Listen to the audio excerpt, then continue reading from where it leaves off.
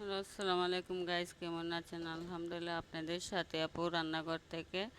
দেখেন, এটা কেসকি মাছ। আমি কেসকি মাছটা কীভাবে পাক করতেছি, এখানে শুধু মরিচের গুঁড়া দিয়েছি আধা চামচ, হলুদের গুঁড়া দিয়েছি আধা চামচ, কাঁচা মরিচ একটু বেশি করে দিয়েছি, জিরা বাটা দিয়েছি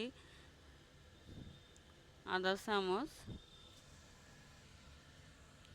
এই যে দেখেন, এখানে আমার বোন সোয়াজিতা করে। আলহামদুলিল্লাহ, দেখেন কত সুন্দর হয়েছে আমার কেসকি মাছের তরকারিটা। আমি চরচড়ি করবো এটাকে।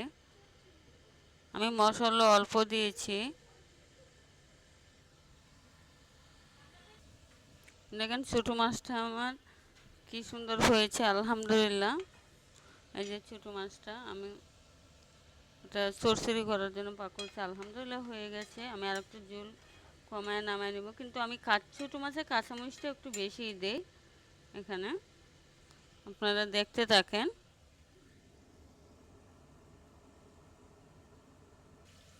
দেখেন আমার তরকারিটা হয়ে গেছে, আলহামদুলিল্লাহ কত সুন্দর হয়েছে আমার কাসকি মাছের চচ্চড়িটা।